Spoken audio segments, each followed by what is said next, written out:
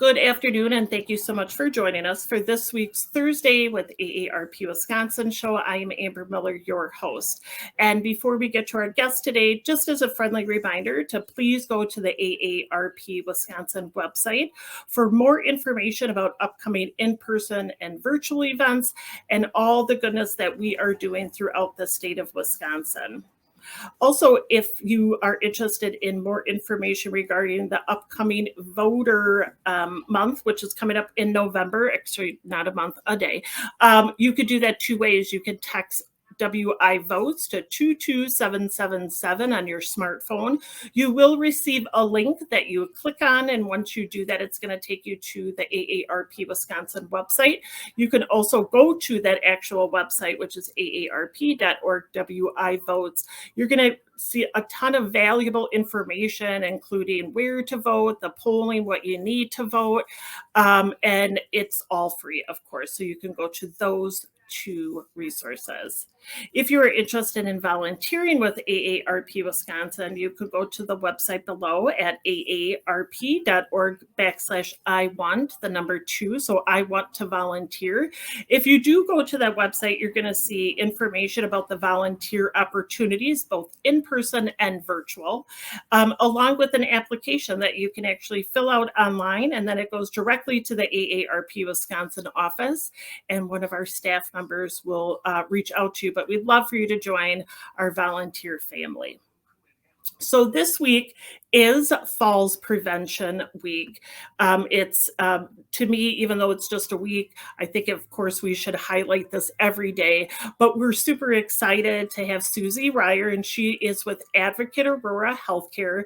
She also is with the Milwaukee County Falls Prevention Coalition. So we're going to talk a little bit about Falls Prevention Week and what is going on. So good to have you, Suzie. Thanks so much for having me. I appreciate it. Absolutely. Suzie, can you talk about, especially to our viewers who are like, I've never heard of Falls Prevention Week. Can you talk a little bit about, what it is and maybe how it came about? Sure. So Falls Prevention Week conveniently coincides with the first day of fall, or with the start of the fall weather season here. And it started, the National Council on Aging brought this about, probably at least 10 years ago. And it started with a day. And is now extended to a week. And like you said, I wish it was year round. I know. But the idea really is just to bring that public awareness to the issue of falls and what a huge effect they have on older adults, on everyone living in community, and to really bring attention to that idea of prevention and what we can do to prevent falls. And Suzie, I hear this quite a bit is, so-and-so fell. It's probably just because, they're aging or they're getting older. And that isn't correct. So if you could talk a little bit about, is it normal to fall depending on, if you are aging? Yeah. And, that's something I hear a lot in clinical practice and in our work as well. And so, the first thing to differentiate is, unfortunately, falls are very common, and we hear that a lot. 1 in 4 older adults falls each year. And so everyone has a story about someone they know who's fallen or had an issue with falls, but just because they're common does not mean that they're normal. So there are things that happen as we age. Our muscles may not kind of work the same way they used to. Our balance may be affected a little bit. We're taking different medications. And so there are changes that happen as we age, but there's lots of things we can do to manage any effects those would have on falls and to prevent falls. And so no matter what your age or what your medical or health status is, there's always something that can be done to prevent a future fall, even if you've fallen before. And Suzie, maybe you could talk a little bit about some ways that we can prevent falls, especially. And I should mention to our viewers, this is a pre-recorded show, but if you have any questions or comments for myself or for Suzie, please post them below and we will make sure that we get to them. So Suzie, I'll turn it over to you to talk about how we can prevent some falls. Yeah, so the first thing is really knowing what your own fall risk is. So like I mentioned, everyone's going to have different factors. Not one thing causes falls. It's really a result of a lot of different factors. So there's some great tools out there that I'll reference, and I know you're going to post those, but the National Council on Aging has put together a falls-free checkup, which is a 12-question questionnaire that you can fill out online that will help you to know what things in your life might be impacting your fall risk. So first of all, just knowing if you're at risk for falls is an important first step. The second one, and I'm a physical therapist, so this is always near and dear to my heart, is the importance of doing exercise and having a good balance program. So every one of us has the opportunity to improve our balance, to improve our strength, and to improve our flexibility. And all three of those things really interplay into our fall risk. So I would highly recommend that you seek out a good program. A good fall prevention exercise program is really going to tackle all three of those factors: balance, strength, and flexibility.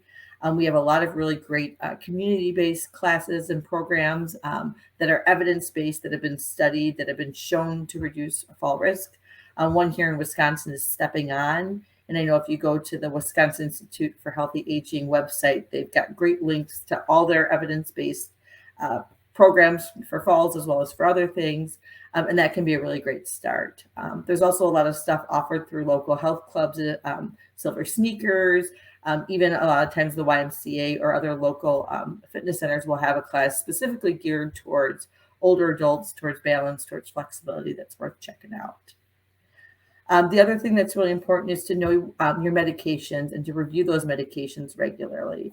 One of the common misconceptions is that when we take medications over the counter or when something's prescribed, that it's not going to have any necessary side effects. And so it's really important to review those medications at least once a year with your physician or your pharmacist.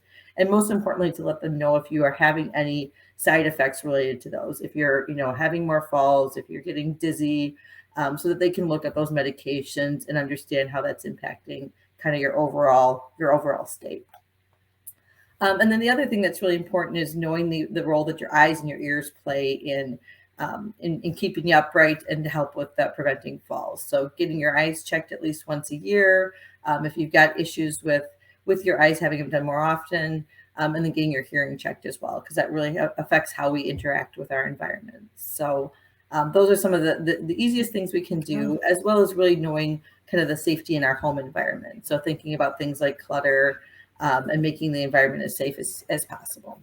And actually, Suzie, I don't want to say I'm glad you mentioned that, but I should say that AARP does have Home Fit, which is a workshop that we do. You can actually find additional information on the AARP website about ways to either modify your home in a free or low cost way. But definitely one of the things in there is rugs. People love those little throw rugs, but I can tell you right now, those are very dangerous. So I love it. I love also that you pointed out the hearing and the vision is very important. I will say a couple years back, this was pre-COVID, I had the pleasure of sitting in shadowing one of the Stepping On workshops, one of the classes. And I learned so much and we actually went out to the car and they were showing us the proper way to get in and out of the car. So might I add, I've never gotten in and out of the car properly.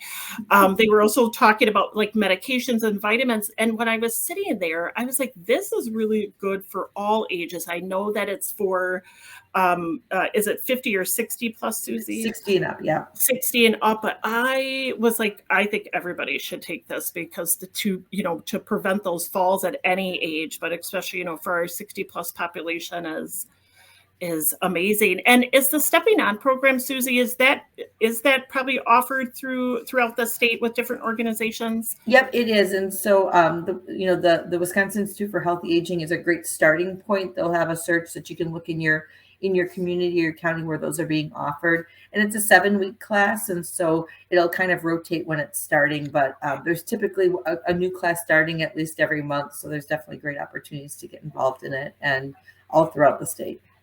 Suzie, can you talk a little bit about, and I know that you're in the Milwaukee County, so we'll obviously you're going to talk about specifics there, but if you could talk a little bit about maybe some of the events that are going on this week to highlight Falls Prevention Week.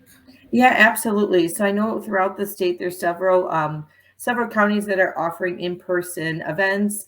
I know in Madison, you have the opportunity to go to the Only Leaves Should Fall event, which is multiple speakers speaking on the issue of falls and providing really those good tangible things you can do. In Milwaukee County, we've got 2 events this week on Tuesday and Thursday. So I know this is pre-recorded, but we've got some things going on at our local senior centers where we have a series of stations where people can learn about fall risk, proper footwear, some of the different things that you can do in that aspect. And I know also up in Brown County, there's things going on as well. So I would definitely direct you again to that Wisconsin Institute for Healthy Aging, the WIHA website, to learn about what's going on in your community. And Suzie, specifically for Milwaukee County, could you talk a little bit about some of the work that you guys have done locally when it comes to just falls prevention? Because I don't know if a lot of people know that there is a coalition. So. Yeah, we hope to continue to raise that word. So thanks for doing that. In Milwaukee County, we've got an interprofessional group of about 40 to 50 organizations and individuals who come together monthly with the common goal of kind of breaking down the barriers amongst healthcare, private entities, our county organizations, to really try to come and tackle this issue of falls and raising awareness about all the things people can do to prevent falls. So some of the things our coalition has focused on is really providing resources into the community. So we have fall prevention toolkits that are available that have a lot of the resources we've talked about, how to do your home self-screening, how to do a home safety assessment, and then ways that you can get involved in a class. We've also worked on really trying to educate our workforce, helping physicians, helping emergency medical service providers, so our paramedics and firefighters, know about ways that they can educate and intervene as it relates to falls.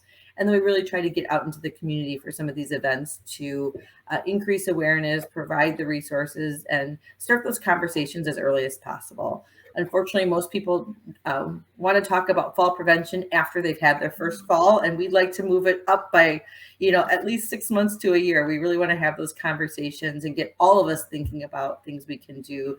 Like you said, Amber, it's never too early to start thinking about, what your risk factors might be, or how you can just kind of be a little bit more aware of those things in your everyday life. Yeah, it would be good. Once again, you don't think about it till it happens. So, what a great way to remind us to maybe start being proactive instead of reactive. And I know, Suzie, you have an amazing speaker named Candace Hoyt, who we've heard her story and how life-changing it was to do the stepping on after her fall, because it's scary when you fall. And if you're living alone, that could just be life-changing. And so I think this Falls Prevention Week, once again, it should be highlighted every day, not just once a week. But Suzie, what are some last words that you would give to our viewers about falls prevention? And once again, if you could just plug the websites where they can find additional information. Yeah, absolutely. So I think the first recommendation I would give is, every little bit helps. So even if you can, think about one thing that, that we talked about, or one area that, might be an issue, picking up that one rug that you always trip on at the front of your house, or, trying to do some balance exercises at least a couple times a week. Start small and then you can add on, because every little bit does make a big difference. And then knowing your risk, acknowledging the fact that there may be some things that, aren't as great as you'd like them to be, that you can address. And again, that really goes back to that falls free checkup, and looking at the National Council on Aging's resources. That's a really great place to start. And then the other thing is to really look at what classes are available, try to get involved in something. As you mentioned, those community stories are so powerful. And one of the things I love about the Stepping On class is that it's peers talking to peers and learning from peers. And so again, you can go to the Wisconsin Institute for Healthy Aging to find a class near you. But those classes really allow people to learn tricks from other individuals, what works, as well as from all the experts who are involved in that. And then if you're looking for just other resources, other things you can do at home, certainly visit in Milwaukee County. Even though we're Milwaukee County focused, our resources are really accessible to anyone across the state. So if you go to our MCFPC website, that's another place that can point you out to other things and give you access to some of those toolkits and resources I mentioned. Great. Suzie, thank you so much. And I really appreciate all your hard work and dedication for Falls Prevention Week, but just in general, all that you do every day for our residents throughout Milwaukee and through the state of Wisconsin. So we so appreciate you being here today. Thank you very much. Thanks for having me, Amber. Appreciate it. Thank you. And of course, before the end of each show, we'd like to talk about upcoming events that might be of interest to you. Thank you so much. Thursday, the 22nd, is part 2 on how Social Security can affect your whole family. September 24th. If you are in the Milwaukee area, we'd love for you to join us for the Walk with the Doc. So, Walk with the Doctor MKE. It's Saturday morning at Deneen Park. You can register at the website below. And then also, if Tuesday, the 27th, and it's actually the 27th, 28th, and 29th for AARP Wisconsin China Lights. So you will be able to get discounted tickets. And also, if you step over to the AARP tent, we will have a little gift for you. You do have to purchase your tickets online, though. So you could find that special code at the AARP website. And then also the 28th is going to be the AARP Wisconsin Shred Fest in Milwaukee. It's over at the Clinton Rose Senior Center in Milwaukee. We had this a couple months back. We had great turnout, so we definitely want to make sure that you pre-register so you can sign up for your special time slot. And then lastly is Thursday, September 29th, Movies for Grown-Ups, One More Orbit. So all of these fabulous events, you can find more information at the website below or by calling 1-877-926-8300. And of course, Small Dollar Big Impact is a monthly grant that we do to help you, whether you're a nonprofit or municipality, to apply for up to $1,000 grant to make an impact in your community for our 50 plus residents. So if you have a really fun, creative, cool, out of the box idea, you could go to aarp.org/WISDBI, which stands for Small Dollar Big Impact. It is a short application, but you can apply, and next applications are due October 18th.